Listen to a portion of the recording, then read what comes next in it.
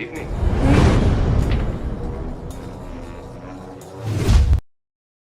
Hello, everyone, and welcome to another episode of Spooky 101. Right out of the gates, I'd like to thank our friends over at America's Hometown Horror Podcast. They have been providing us with such incredible support, signal boosting us as this production has gone along. But more importantly, this past week, Quinn, David, and myself had an opportunity to sit down on their show and answer some questions about our production and the upcoming film, as well as about Spooky 101. And as we go forward, you folks should subscribe to them as well, because some exclusive info about this film is going to be shared by them. So we are teaming up with the good folks at America's Hometown Horror, and we look forward to strengthening that relationship as we go forward. So back to Spooky 101. This week's episode, we're going to be taking you to Napa Valley, California, to the O'Brien Estate's vineyard. We're going to be speaking with Bart and Barb O'Brien, the owners and entrepreneurs, who back in the 90s had an interesting detour that took them to Berlin, Massachusetts. You're about to find out just exactly what they did with Spooky World, and we hope you enjoy this week's episode.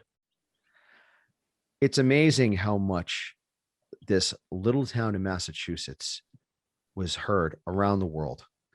Spooky World became an international phenomenon. And in the early 90s, long before internet, long before everybody had cell phones, folks would read the paper, especially things like the Wall Street Journal. And that brings us to our next guests. I'd like to introduce Bart and Barbie O'Brien from beautiful and scenic Napa Valley, California right now, who have quite the interesting story on how their paths crossed with SpookyWorld and David Bertolino. Greetings from Massachusetts to you wonderful Californians. How are you doing today? Excellent. Thank you. It's a beautiful day here in Napa Valley. We're so excited to be talking about Spooky World and how we became a part of it briefly in time about, almost 30 years ago. So, It has been, yeah. 29 or so, right. So Bart was part of a men's charitable organization called the Guardsmen in San Francisco. And part of their mission was to raise money for underprivileged children. And to do that, you could throw events. And we thought, Bart, what did you see when you saw the... Well, I was reading the Wall Street Journal one day, and it was talking about how haunted houses were moving from just being little charity events to big businesses. And they mentioned 3 of them in there, and one of which was Spooky World, which really got the prominent mention. And I thought, wow, this would be great for fundraising. And I actually called all 3 of them and said, I have this charity, and you want to come out and run a haunted house, and we'll help you. And they all said, no, we're making too much money where we are. And that intrigued me. Well, and why it intrigued him was, of course, when I met Bart, I said, what do you do for a living? You're kind of cute. And he said, I'm an entrepreneur. And I thought this was before entrepreneur was a cool thing, but he proved himself to be an entrepreneur. Together, we've started maybe 5 or 6 companies and counting. But the headline of that Wall Street Journal article was entrepreneurs are making a ton of money or something. That's what caught your eye, entrepreneurs. So don't you think that might have been it? Might have been it. So we called up David and said, David, if you don't want to come out here, maybe we will, license your business model. And so Barb and I took our small children, we had 2 children, have 2 children, and who were like, 1 and 3, something like that, and brought them out to Massachusetts and visited Spooky World right before it opened, and met with David, and this is probably 91, I would think. Somewhere there, yeah. And then we fell in love with it. I always wanted to have a farm someday. And of course, now we do have a very, relatively speaking, large farm in Napa Valley. We have 40 acres, but this is my way to eventually get a farm. Start with the small pumpkin patch and then grow from there. So David's property was beautiful. I'm not sure how many acres he had there, but it was set up as a seasonal Halloween theme park. And I grew up loving Halloween. My family would throw these great Halloween parties every year. We'd turn our garage into a fabulous haunted house. And I thought, what fun to have a farm and have it themed for Halloween. And we could throw these great parties, have pumpkin patches, have kids come and scare the daylights out of people. I just thought it was so much fun. That season is so incredible. It magnetizes people together. I really look at Halloween as the very first familial holiday of the season. I look at Halloween and Thanksgiving and then Christmas because it is family. And what you folks did by contacting David, you made another event for families and to work with your charities. And I think that that was brilliant foresight on your part. Um, can I ask you, you read the article in the Wall Street Journal. Entrepreneur stood out to you. That's, I mean, that the first time in the context I've ever heard that. And to know with your business acumen, you folks literally said, I'm going to hop on a plane and go out to this town in the middle of nowhere, Massachusetts, and see what they're doing. That's right. That is what we did. Yes, I mean, of course, made a vacation, visited Sturbridge Village and all the great sites, and we had a fabulous time. But David is so kind to us, showed us around, and so we said, "Great, we would like to get in this business." And so he licensed himself to us as a consultant to help us show us the ropes. To put us in contact with Linda Blair, they call scream queens, the women in the movies are screaming, get killed, and put us in contact with all his vendors that sell the merchandise, and his wagon vendor. He had Amish wagons, just the whole show, and it really was extremely helpful to us. And so we had a dramatic first year. I think it was '93 was the year we ran it. And we did about $750,000 in ticket sales in the month of October. So that was the great news. We made $750,000 in 1 month. But that's incredible. But we spent $1 million. Oh. That was the scary part. Well, our situation was a little different because we didn't own our land. We were leasing land for the month from the Alameda County Fairgrounds.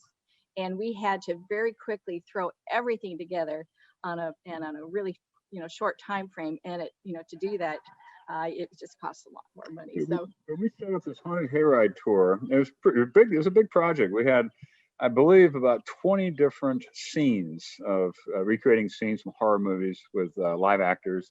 And it had all the sets made and painted by one of the leading people who paint sets for like fairgrounds or amusement parks, theme parks, Disney World, that kind of stuff. And then we ran into this great guy named Kip, I can't remember his last name, who was a float designer from Colorado, who do all the big floats for the parades, that put together, Barb designed the haunted house. We had this great haunted house that we found, this old abandoned dark ride, which is one of those rides you get in the fair and you get in the cars and ride around. This thing wasn't working anymore, so we bought it for, I don't know, $5,000 or so.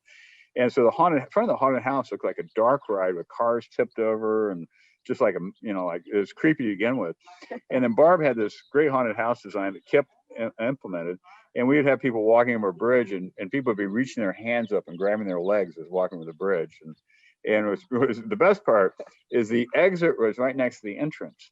And at the exit, people would run screaming out of the exit, often chased by somebody with a chainsaw. They'd run screaming out of the exit, and they'd be standing right next to the line, waiting to get in. So people go, oh my God, what's what is happening inside there? But just screams of delight too, just fun shrieks. And it was so much fun to make people laugh and cry and just have so much fun the whole time. That's brilliant, the setup. So you said that David was the consultant for this. Yeah. How much of an influence did David have on this? And it seems like he was eager to help in any way he could with this. Tell us a little about that. Yeah, David helped us with everything from the concept to the execution, right down to the individual sets that we were using. We had can you remember some of the sets? The Mad Barber of Fleet Street, Sweeney Todd. That's all these little vignettes. So David told us how to set up all these vignettes and props and how to cut people's heads off and have them roll away. all the good stuff you got to have at a horror theme park. But what we liked about it, it was all done in a way that was still kind of a little tongue-in-cheek, a little campy, a little playful.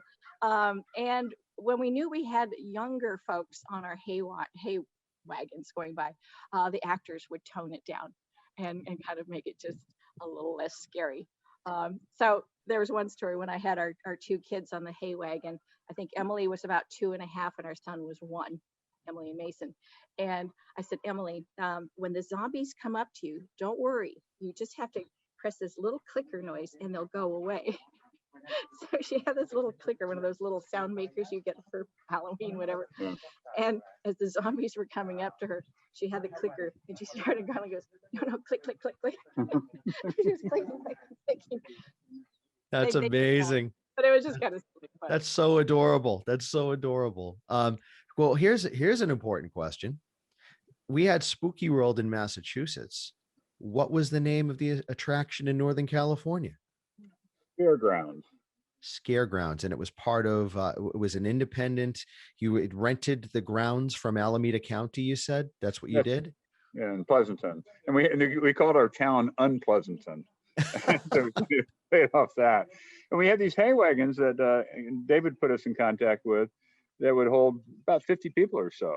And we would pull them around the haunted house, or excuse me, pull them around the track. We also had a monster mall that we had the Queen Alien from Alien 3. We licensed that and had that brought in. We had rented a F-16 hangar that had been used during the first Gulf War as our tent. So it was, you know, we look back and it was such a fun and interesting experience. And we were lucky enough to contract off season with the PR team of the Oakland A's baseball team. So we had these professional PR people who got us about an hour's worth of television coverage through just various media events and all that. With the TV programs, they had. We got Entertainment Tonight, which we sent David a clip of. No kidding. On the cover of the San Francisco Chronicle date book, we were telecasting news, or the weather, I think, almost every day from there. Tell them about the flaming pipe organ that you built. And he was the Phantom of the Opera playing it. It was really, again, this is kind of fun thing it takes you to. You find there are people who specialize in special effects. And so we had an old organ, I guess, or I guess we just constructed the whole thing. And we had actual propane fed into it. Thank God we didn't blow us up and burn ourselves alive. And when you press the keys, we'd have flames come out of the pipes. And the whole thing was run by a distributor, like a car ignition to set off the propane. It was very clever, but it was very dramatic. We would set up 4 or 6 foot flames in time with your keys. And so you'd be playing this thing, shooting out flames. So that's where Bart found himself most nights. So during the whole month of October, were we open 7 days a week? Maybe 6 days a week. 6 or 7 days a week. But there, Bart, that was usually where he would end up, was playing the flaming pipe organ. Yeah. It turns you into big kids. It really does. You're putting on the show, but you want to be a part of it. It's that engaging. Well, he did go on to be a burner. Actually, at Burning Man, he went 6 years in a row. Burning. Maybe that's where he got started. Got my start pretty well. No kidding. So literally, from Wall Street Journal to a plane ride, from an entrepreneur to a entrepreneur, kindred spirits on different coasts, both succeeding, and everyone succeeding at their endeavors in life from their passion. And just seeing this little article in a major paper just launched that for you. That's absolutely incredible.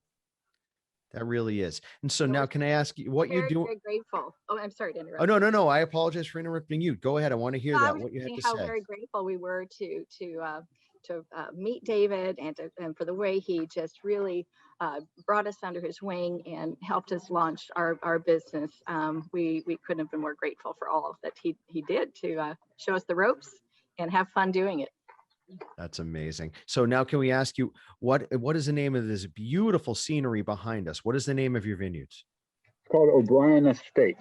O'Brien Estate Winery. That's our last name. And we bought this in 2000. Bart was doing startups in Silicon Valley, and his second startup went public. It was Calico Commerce. And I said, gee, Bart, instead of we kind of worried about the dot-com bubble bursting and those little pieces of paper that could go poof, we should probably buy something tangible like land. And he said, what, land in Tahoe? And I said, no, how about that land in Napa we've always dreamt of? And so before you knew it, Bart found this beautiful property. It was an existing winery, the Costello Winery, winery number 39 in Napa Valley, built in like 1979. And we bought it not knowing anything about making wine or growing grapes, but we knew how to be entrepreneurs. Let me add a little interesting twist to that story. Okay. So we ran Spooky World, lost our shirts. The investors we had took it away from us, which they should have. And we thought, okay. And I said, okay, now I'm going to go back to the software industry, which I know a little bit. And 6 years later, we took a company public for basically $1.8 billion as the closing valuation. And so it's interesting the way your life, all these little points connect together. I don't know if it hadn't been for Spooky World, I wouldn't have been in the right place at the right time to have started this other company. Mm-hmm. So it's just very interesting how things go. That is incredible. World, we wouldn't have had our farm because we are grape growers, grape farmers. So Spooky World led us to the success you see behind us right now. Yeah, we feel very fortunate, and just fortunate to be part of these fun twists and turns. And you never know when one door closes, another one's going to open, and just it all kind of builds on itself. It's been a wonderful journey, as they say, great journey. Yep.